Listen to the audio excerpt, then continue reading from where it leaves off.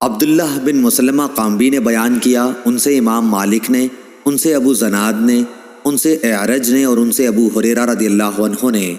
کہ رسول اللہ صلی اللہ علیہ وسلم نے فرمایا، روزہ دوزخ سے بچنے کے لیے ایک ڈھال ہے، اس لیے روزہ دار نہ فحش باتیں کرے اور نہ جہالت کی باتیں، اور اگر کوئی شخص اس سے لڑے یا اسے گالی دے تو اس کا جواب صرف یہ ہونا چاہیے کہ میں روزہ دار ہوں۔ یہ الفاظ 2 مرتبہ کہہ دے،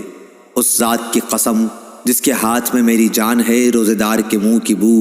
اللہ کے نزدیک مشک کی خوشبو سے بھی زیادہ پسندیدہ اور پاکیزہ ہے۔ اللہ تعالیٰ فرماتا ہے، بندہ اپنا کھانا پینا اور اپنی شہوات میرے لیے چھوڑتا ہے، روزہ میرے لیے ہے اور میں ہی اس کا بدلہ دوں گا، اور دوسری نیکیوں کا ثواب بھی اصل نیکی کے 10 گنا ہوتا ہے۔ صحیح بخاری حدیث نمبر 1894۔